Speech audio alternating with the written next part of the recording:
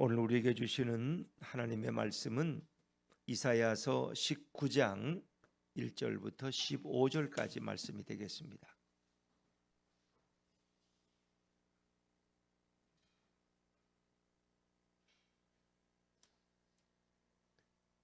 구약성경 이사야서 19장 1절부터 15절까지 말씀입니다. 저와 여러분이 한 절씩 교독하십니다. 애굽에 관한 경고라. 보라, 여호와께서 빠른 구름을 타고 애굽에 임하시리니 애굽의 우상들이 그 앞에서 떨겠고 애굽인의 마음이 그 속에서 녹으리로다. 내가 애굽인을 격동하여 애굽인을 치리니 그들이 각기 형제를 치며 각기 이웃을 칠 것이요 성읍이 성읍을 치며 애굽인의 정신이 그 속에서 쇠약할 것이요 그의 계획을 내가 깨트리리니 그들이 우상과 마술사와 신접한 자와 요술객에게 물으리로다. 내가 애굽인을 잔인한 주인의 손에 붙이리니 포악한 왕이 그들을 다스리리라. 주 만군의 여호와의 말씀이니라. 바닷물이 없어지겠고 강이 잦아서 마르겠고 강들에서는 악취가 나겠고 애굽의 강물은 줄어들고 마름으로 갈대와 부들이 시들겠으며 나일 가까운 곳 나일 언덕의 초장과 나일강 가까운 곡식밭이 다 말라서 난려가 없어질 것이며 어부들은 탄식하며 나일강에 낚시를 던지는 자마다 슬퍼하며 물 위에 그물을 치는 자는 피곤할 것이며 세마포를 만드는 자와 배 짜는 자들이 수치를 당할 것이며 그의 기둥이 부서지고 품꾼들이 다 마음에 근심하리라. 소안의 방백은 어리석었고 바로의 가장 지혜로운 모사의 책략은 우둔하여졌으니 너희가 어떻게 바로에게 이르기를 나는 지혜로운 자들의 자손이라 나는 옛 왕들의 후예라 할 수 있으랴. 너의 지혜로운 자가 어디 있느냐. 그들이 만군의 여호와께서 애굽에 대하여 정하신 뜻을 알 것이요 곧 내게 말할 것이니라. 소안의 방백들은 어리석었고 노베의 방백들은 미혹되었도다. 그들은 애굽 종족들의 모퉁이 돌이건을 애굽을 그릇가게 하였도다. 여호와께서 그 가운데 어지러운 마음을 섞으셨으므로 그들이 애굽을 매사에 잘못 가게 함이 취한 자가 토하면서 비틀거림 같게 하였으니 같이 읽습니다. 애굽에서 머리나 꼬리며 종려나무 가지나 갈대가 아무 할 일이 없으리라. 아멘. 할렐루야. 네, 오늘 이 새벽에 나오신 여러분의 주님의 축복과 은혜가 함께하기를 간절히 바랍니다. 자, 우리가 이사야 18장은 구수에 대한 예언을 우리가 묵상했습니다. 근데 이 구수와 관련된 나라가 바로 애굽입니다. 그래서 오늘 19장 또 20장까지는 주로 구수와 애굽에 대한 예언이 계속되게 됩니다. 오늘은 특별히 우리가 읽은 본문은 애굽에 대한 하나님의 뜻, 하나님의 심판에 대한 내용이 소개되고 있습니다. 사실 이 배경적인 것을 보면은 그 구수가 BC 715년 애굽을 통치하죠. 이 구수라는 나라는 지금의 에티오피아로 보시면 됩니다. 그러니까 지금은 에티오피아가 뭐 약하지만 그 당시에는 에티오피아도 강한 나라였다. 구수라는 거죠. 그래서 애굽의 25대 왕조를 구수 왕조라고 부릅니다. 그것은 구수가 그 애굽을 정복해서 자기들의 친정부를 세운 거예요. 이제 근데 애굽인들의 입장에서 보면 그게 마땅치가 않아요. 왜냐하면 괴뢰 정부 같은 거니까 구스인들이 세워주고 간 정부야. 그래서 계속 독립운동이 일어나요. 그래서 결국은 그것이 이루어지고 애굽이 분열되죠. 그래서 12개의 지방으로 우리가 그것을 연방이라고 부르죠. 뭐 연방국가, 소비에트 연방처럼 작은 나라가 모여서 큰 나라를 이루는 거예요. 그러니까 자기들끼리 계속 세력 다툼 때문에 싸움이 일어나는 거예요. 그럴 때 이제 한 왕이 나타나서 그들을 통일하는데 우리가 역사 속에 보면 삼메티쿠스라고 하는 아주 포악한 왕이 BC 664년 일어나서 전 애굽을 통일해요. 근데 통일하는 것까지는 좋은데 그런 매우 포악한 독재자예요.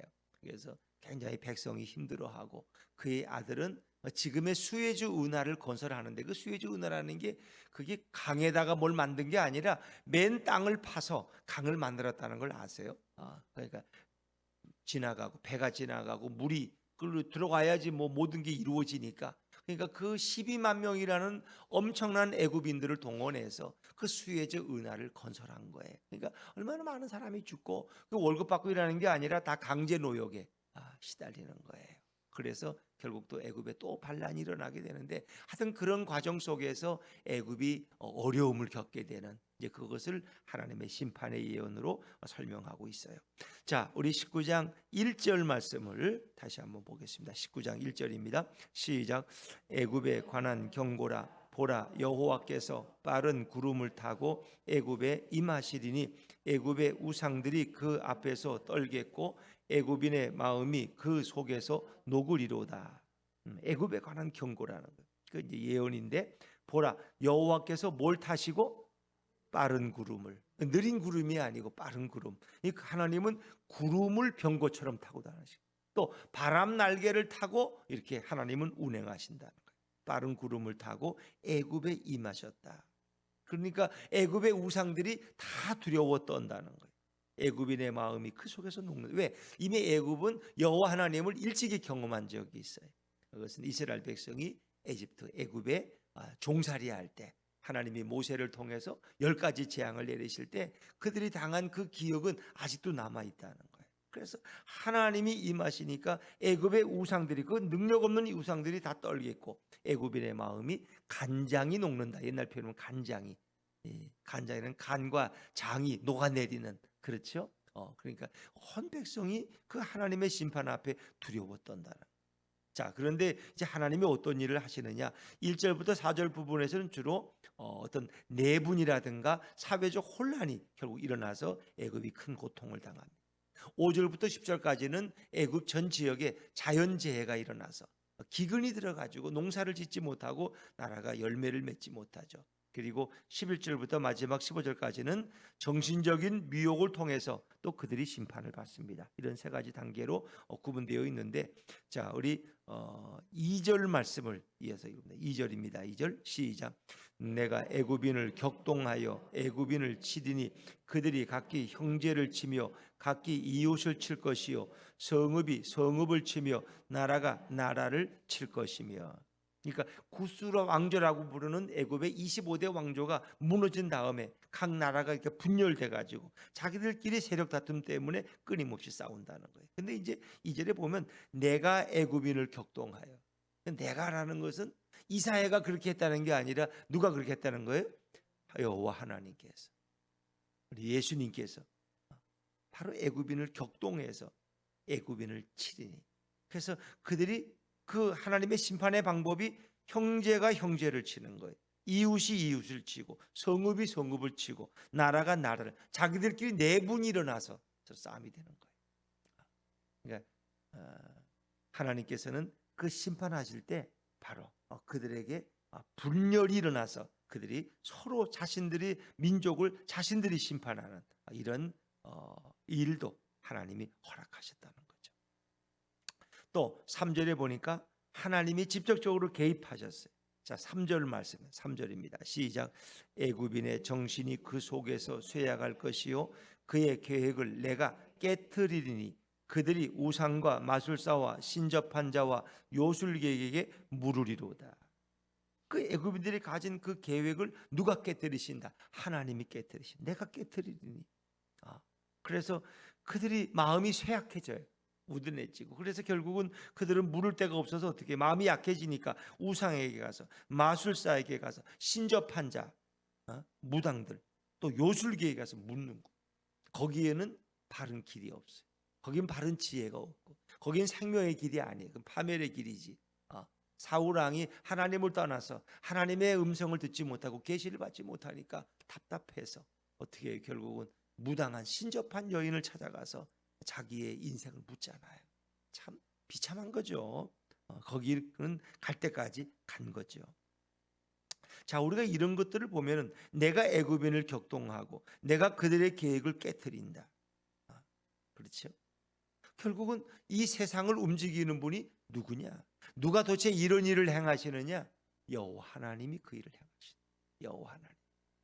딱 하나님이 뭐 인간들을 괴롭히고 골탕 먹이는 게 무슨 취미라서 그렇게 하시는 게 아니라 애굽인들이 지은 그 우상 숭배와 그들의 거만과 교만에 대해서 하나님이 심판하시는 방법 중에 하나가 바로 이런 방법도 있다는 거죠. 자, 4절 말씀드리고 4절입니다. 시작. 내가 애굽인을 잔인한 주인의 손에 붙이리니 포악한 왕이 그들을 다스리리라. 주 만군의 여호와의 말씀이니라. 내가 애굽인을 잔인한 주인의 손에 붙일 것이다. 그를 붙이신 분이 바로 하나님이세요. 포악한 왕이 그들을, 이 포악한 왕이라는 것이 바로 누굴까? 삼메티쿠스라고 하는 역사 속에 아주 가장 잔인한 독재자, 그를 가리키는. 또 그 외에 다른 애굽의 많은 삐뚤어진 왕들은 그 백성들을 괴롭혔다는 거예요. 그래서 하나님이 결국 그들을 그 포악한 왕에게 그냥 버려두셨다. 1절부터 4절까지는 이런 정치적인 혼란, 자기들끼리의 내분, 또 이런 미약한 영의 어떤 이런 유혹, 뭐 이런 것을 통해서 그들의 정신 세계와 사회적인 이런 것들이 다 무너져 버리는 사회적 혼란의 심판을 설명하고 있어요. 자, 5절부터 10절까지는 자연재해로 인한 심판입니다. 자, 5절 6절 두 절 말씀을 같이 읽어나갈까요? 5절과 6절입니다. 시작. 바닷물이 없어지겠고 강이 잦아서 마르겠고 강들에서는 악취가 나겠고 애굽의 강물은 줄어들고 마름으로 갈대와 부들이 시들겠으며. 바닷물이, 이 애굽인들은 나일강을 강이라고 부르지 않고 바다라고 불러요. 워낙 넓어서. 그건 뭐 유대인들도 마찬가지죠. 이스라엘 가면 그 갈릴리 원래 호수예요. 그러나 갈릴리 호수라고 안 불러요. 갈릴리 바다라고 불러요. 성경에도 바다라고 많이 표현되어 있어요. 갈릴리. 왜? 너무 넓으니까. 근데 그 나일강이 없어진다는 거예요. 바닷물이. 강이 잦아서 마르겠고, 이 얘기는 비가 오지 않는다는, 기근이 임하니까 강들이 다 바닥이 드러나는. 요즘 뭐 독일에나 유럽의 많은 강들이 다 밑바닥이 드러났잖아요. 그러니까 밑바닥이 드러나면은 그렇게 우리가 볼 때는 시적인 영감이 떠오르고 아름다웠던 다뉴브강 이런 강들이 뭐예요? 라인강이고 뭐고 다 그게 악취가 나는 거예요. 왜? 밑에 그 쓰레기들이 드러나니까. 그래서 고기들이 다 죽어. 물이 없으니 고기가 죽지. 그러면 그 고기떼가 썩는 냄새들이 올라온다는 거예요. 악취가 나고 애굽의 강물은 줄어들고 마름으로 갈대와 부들이 시들겠으며, 그 나일강 주변에 많은 갈대와 부들도 다 시들어, 물이 없어서. 지금 동탄 호수공원에 이렇게 물이 그래도 있고 또 필요하면 더 넣고 이렇게 하니까 호수공원이 유지되는 거지, 물 다 빼면 거기서 뭐 비린내밖에 더 나요? 그리고 뭐 강에 볼 게 뭐 있어? 안 그래요? 그러니까 이렇게 물이 없으면은 인간에게 큰 고통이 오는 거예요. 근데 제일 큰 고통은 농사를 짓지 못하는 거예요. 농사를 짓지 못하면 양식이 없어. 사람이 굶주려 죽어가는 거예요. 자, 7절 말씀.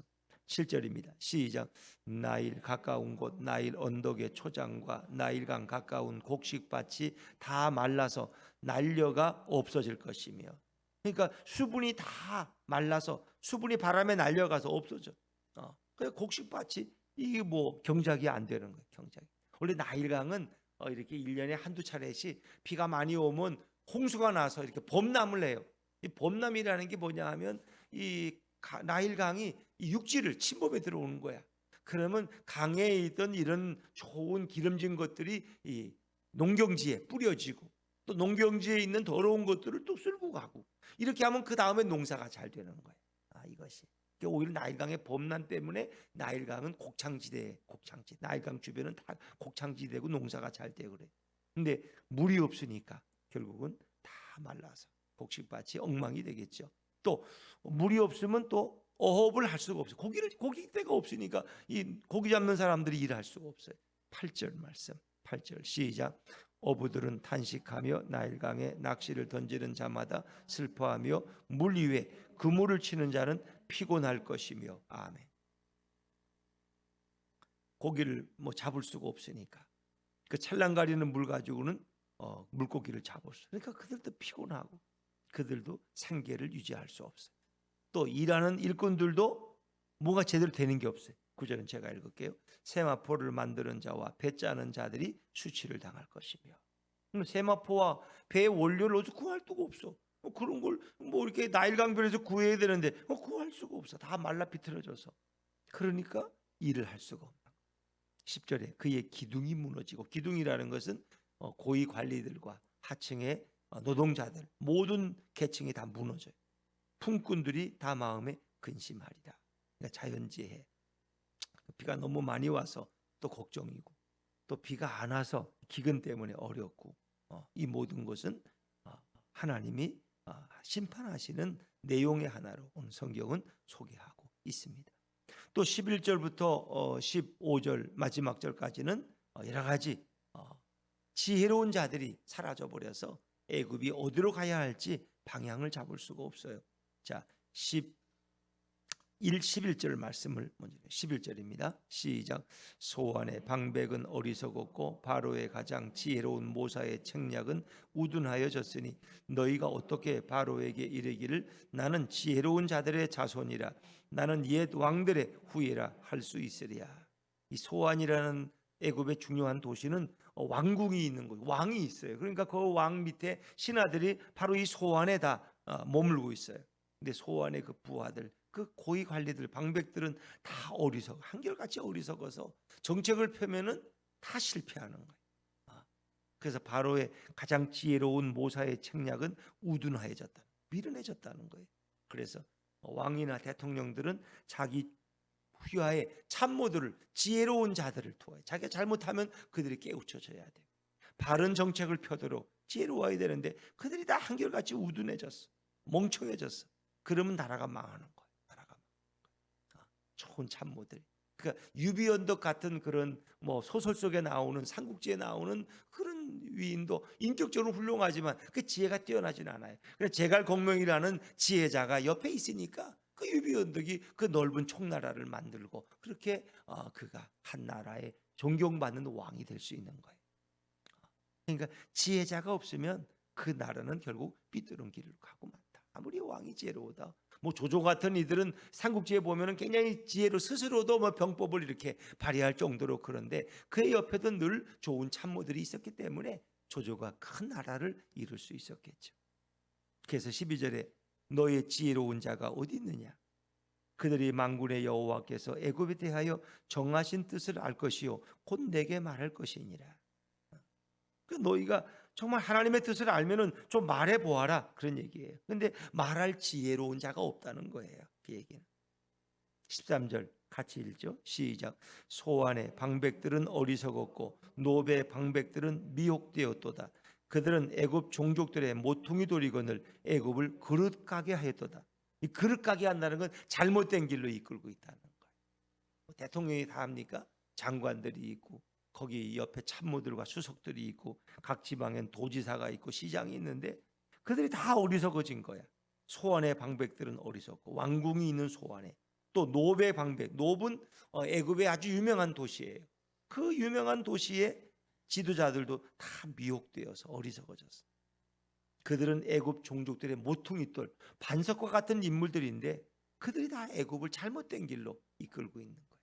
그래서 정책을 펴는 사람들이 잘못된 길로 나라를 이끌면 나라가 망하는 건 순식간이죠. 헛된 일에 돈을 쏟아붓고, 그렇죠? 안 되는 일을 되게 하려고 애쓰다가 잘못하는 경우가 많죠. 뭐 지금 경부고속도로를 놓고 잘못 났다고 말하는 사람은 한 사람도 없을 거예요. 어린애도 그렇죠? 그 경부고속도로 미쳐서 그걸 왜 놔? 우리나라의 자동차가 몇 대나 된다고? 응? 서울서 부산까지 뭐로 가다가 또 쉬고 하룻밤 자고 가고 이렇게 기차로 가면 되지. 왜 그렇게 고속도로를 건설해서 미친 짓 아니야? 지금은 그렇게 말하는 사람은 없어요. 박정희 대통령이 뭐 독재고 뭐고 뭐 장기 집권을 했으니까 잘못된 거죠. 또 수많은 사람들, 또 양심범들을 또 어렵게 만들기도 하고 그분이 잘못한 것 많아. 그러나 그 사람이 한 것 중에 경부고속도로 놓은 것을 가지고 지금도 욕하는 사람이 있다면 그건 어리석은 거예요. 그 당시에는 다 야당 국회의원들이 반대해서 길바닥에 들어 누웠어. 미친 짓 한다고. 왜 외국에서 돈을 꽂아가? 왜 국민들에게 세금을 먹이려고 이렇게 경부고속도로, 이 차가 몇 대나 있냐는 거야. 그때 가면 정말 경부고속도로 차가 별로 없어. 차 한 대 지나가면 또 한참 있다 또 한 대 지나가고. 그걸 왜 그런 짓을 하냐는 거야. 그러나 지금 그렇게 말하는 사람은 없어. 부산의 물류들이 서울로 오고 이렇게 해서 서로 왕래가 되니까 얼마나 그게 좋아서 우리나라 발전에 큰 목을 한 것이 바로 경부고속도로예요. 그러니까 지금은 뭐 경부만 있어요. 중부, 호남, 뭐 중부고속도로 2개씩 되고 뭐 영동고속도로 뭐 고속도로가 몇 개인지 다 세지도 못해 지금은 그냥 거미줄처럼. 그러니까 나라가 발전하시고 그렇죠. 그런데 어리석은 지도자들은 그걸 왜 놓냐는 거예요. 거기다 왜 돈을 내? 서울에서 부산까지 한 3일 걸어가면 되지. 왜 그걸 놓냐는 거예요. 그러니까 이 어리석은 정책을 펴는 사람들은 그런 일을 하는 거예요. 안 되는 일에 돈을 쏟아붓고. 참 어리석은 거죠. 또 우리가 다 정부라는 건 잘하려고 하는데도 보면 잘못 판단하면은 다시 또 돌려야 될 일들이 다 다시 돌리려면 그 비용이 더 들어. 잘못된 거. 그래서 잘못 정책하면 누구는 댐을 또 세우고 누구는 또 그게 잘못됐다고 또 허물고 또 그 다음에 또 세우고 그 짓만 하고 있는 거야. 그게 다 혈세를 낭비하는 거지. 그러니까 정책이라는 것은 적어도 100년, 200년을 바라보고 해야지 단기적으로 이렇게 하면은 국민들만 결국 골탕을 먹고 엉뚱한 데 돈을 다 써버리는 거죠. 그러니까 이 애굽이 망할 수밖에 없는 것은 지도자들이 다 이렇게 어리석어졌다는 거예요. 근데 그 배경에 누가 계시느냐? 여호와께서 계신다.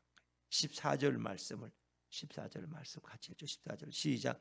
여호와께서 그 가운데 어지러운 마음을 섞으셨으므로 그들이 애굽을 매사에 잘못 가게 함이 취한 자가 토하면서 비틀거림 같게 하였으니 그 일을 누가 하셨느냐? 여호와께서 그들 가운데 어지러운 마음을 섞으셨다. 이 어지러운 마음을 보면은 혼돈의 영, 사람을 혼돈시키는 영이. 그렇게 총명하던 사람이 결정을 못해. 지금 그걸 마트가 살 거야, 백화점에 살 거야. 그 결정을 못 하겠대. 그냥 머리가 복잡해서. 그 지혜로웠던 사람이 갑자기 우둔해진 거야. 아니 너무나 분명한 건데 왜 그걸 가지고 고민을 해? 하나님이 뭘 원하시는가 보면 되지. 주일날 어디 가는 것 때문에 일주일 동안 머리 싸면 고민해. 아이고 예배를 빠지고 가야 되나 아니면 가지 말아야 되나. 뭘 걱정할 게 뭐 있어. 성경에 뭐라 그랬는데 안식일을 기억하여 거룩히 지키라. 그러면 뚝이지. 근데 그거를 잊어버리다 보니까 이거 가야 되나, 이번에 안 가면 또 욕먹는데 이번에 그래도 가야지. 예수 믿는 것들은 오지도 않는다고 그러고 얼마나 어머니가 날 욕하고 그냥 이것 때문에 한동안 고민해 그냥. 그러다 왜? 총명했던 사람이 총명이 흐려지면 하나님 말씀이 기준이 되면은 뭐 고민할 거 없어. 안 돼. 주일날은 예배 드리고 가야지. 가더라도 토요일날 갔다 오고 공휴일날 가야지. 왜 주일날 가? 이렇게 한마디 하면 끝나는 건데 그게 이제 마음이 흐려지면은 자꾸 이렇게 인간관계를 생각하고 가족 간의 생각을 하고 남편 생각도 하고 그러다 보면 자꾸 그러니까 우리가 분명한 원리가 있어야 돼. 하나님의 말씀이 우선. 주일은 예배 드리는. 또 가족은 어디 가면 같이 가야 된다는 거. 예를 들면 뭐 그럴 일이 없겠지만 제가 어디 가는데 우리 아내만 빼놓고 우리 가족 애들만 데리고 간다. 이거 아내는 이거 얼마나 섭섭하겠어. 안 그러겠어. 예를 들면 그렇다는 거야. 모든 게. 그러니까 원칙이 있어야 돼. 우리 가족은 가면 함께 간다. 안 가면 그만둔다. 예를 들면. 그러니까 뭔가 삶의 이런 원칙이 흔들리면 힘들어지는 거야. 그때. 그래서 우리가 뭐 외식을 하려고 그러다가도 또 아빠가 빠진대. 우리 얘들아 오늘은 그냥 간단하게 엄마가 맛있는 거 해줄 테니까 우리 내일 아빠 모시고 같이 가서 외식하자. 이러는 게 이제 가정에 이 기운을 푹 돋는 거야. 그런데 아빠는 바쁘대. 우리끼리 가자. 그러면 아빠는 아이들하고 같이 보낼 시간을 또 뺏겨버리겠대. 그 마음이 섭섭하고. 그러니까 뭐 예를 드는 거지 모든 게 다 원칙이 있으면 된다는 거예요. 가정에서는 아빠가 제일 우두머리야. 왜? 하나님이 우리 아빠를 우리 가정의 가장으로 제상으로 세우셨거든. 너희들 아빠를 제일 존경해야 돼. 알았지? 이렇게 원칙이 없는데 이제 그게 원칙이 없는 집들은 뭐예요? 중학생쯤 되면 애들이 아빠를 우습게 알아. 아빠가 말하면 티, 엄마가 말하면 알았어요. 왜? 엄마가 용돈 주니까. 이게 문제. 그래서 아빠가 뭐 예를 들면 술 취해가지고 밤 11시에 좀 헐렁헐렁하면 들어와서 애들이 아직 안 자고 있으니까 야, 너 아빠 좀 봐라. 저 꼬락서니 저희 교회 집사냐? 예를 들면 이러면은 아이들이 아빠를 뭘로 보겠어요? 아빠는 술 취해가지고 맨날 다니는 저렇게 쓸데없는 사람. 이렇게 생각합니다. 그 아이들이 아빠 말을 안 들어. 아빠한테 대들어. 아빠는 한 게 뭐 있어요? 엄마한테 맨날 욕이나 얻어먹고. 이러면 가정이 무너지는 거야. 그러면 엄마는 애들이 중학생, 고등학생 되면 이길 도리가 없어. 중학년쯤 되면 엄마가 힘이 세니까 이놈아 이렇게 할 수 있지만 중학생 2학년만 되면 엄마 손 딱 잡고 엄마 왜 이러세요? 말씀으로 하세요. 지금. 뭐 엄마가 어떻게 할 수가 없어. 애가 해달라는 대로 안 해주면 집안이 난리가 나. 그러니까 지 좋은 대로 살아가는 거야. 그때부터는. 그러니까 가정에는 아빠의 권위가 있어요. 너 말 안 들으면 아빠가 와서 너 혼낼 거야. 어휴 아빠 무섭지. 이런 게 있어야 되는데 아빠가 뭐 무서워. 우습지. 엄마한테 맨날 쫓겨나가는 게 아빠인데. 이제 이런 게 우리 현대 가정에 지금 대부분의 문제가 그래요. 대부분의 가정. 그러니까 남편을 존중하지 않는다. 아내들이. 아이들도 존중 안. 뭐 그거는 제가 지금 살아봐도 그래. 우리 아내가 저한테 둘만 살아도 별로 그렇게 존경하는 것 같지 않아. 이렇게 보면 밥 먹을 때가 되면 밥을 줘야지. 알아서 하래 그냥. 그러니까 여기서부터 무너지니까 이게. 그리고 또 제가 이렇게 보면 그래. 우리 아이들이 중학교 되면 고등학교 되면 애가 뭐 고3이고 막 시험 보러 가. 애가 있으면 반찬이 달라져.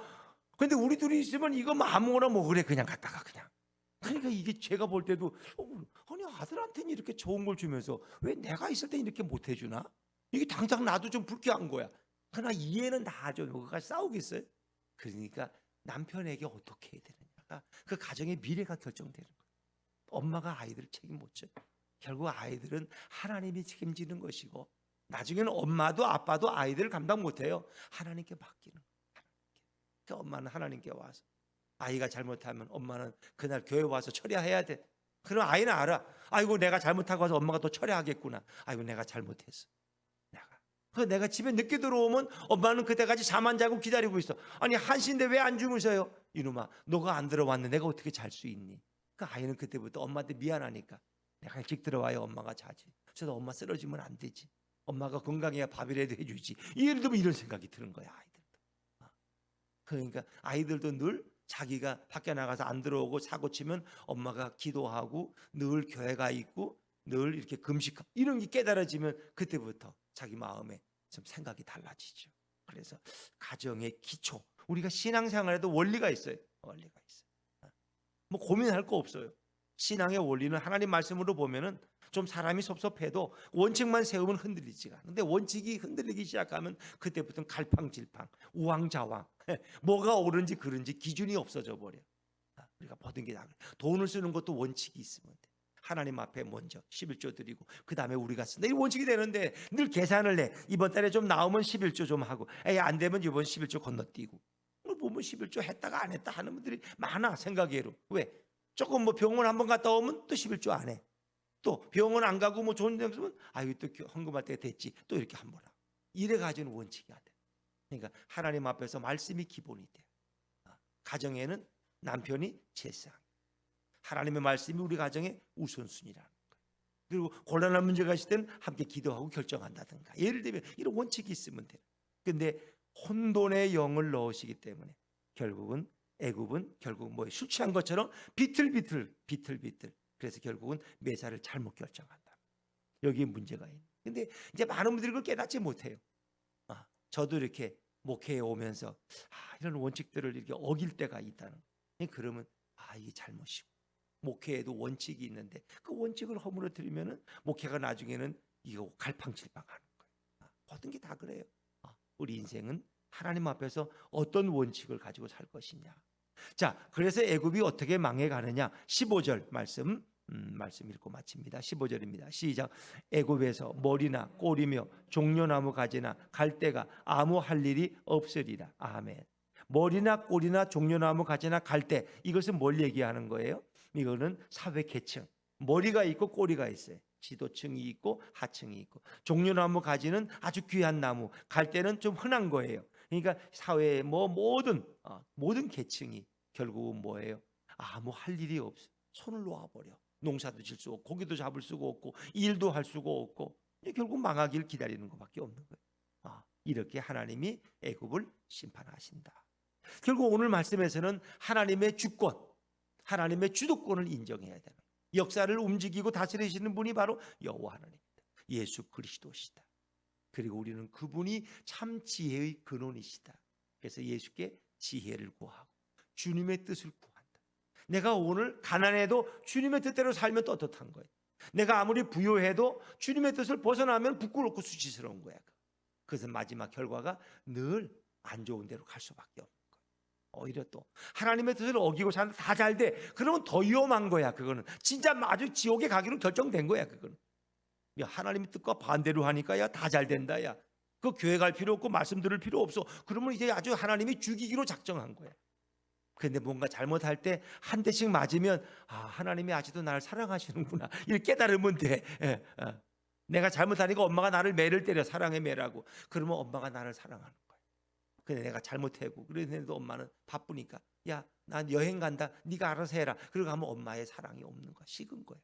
하나님이 나를 매를 때릴 때는 하나님이 나를 아직 사랑하시는 거야. 내게 소망을 가지고 계시는구나. 이렇게 생각하시면 돼. 그러나 매도 안 때려. 이젠 잘못해도. 그러면 이젠 버리기로 작정하신 거예요. 그렇게 생각하시면 돼요. 오늘도 주님의 지혜를 구하고 주님의 뜻을 겸손히 찾는 자가 하나님의 백성의 축복과 특권을 누리는 거예요. 하나님을 떠난 애굽은 이런 어려움을 당하는 거죠. 오늘도 예수님만 의지하고 예수님과 동행하는 우리 모두가 되기를 주의 이름으로 축원합니다. 기도하겠습니다. 주님 감사합니다.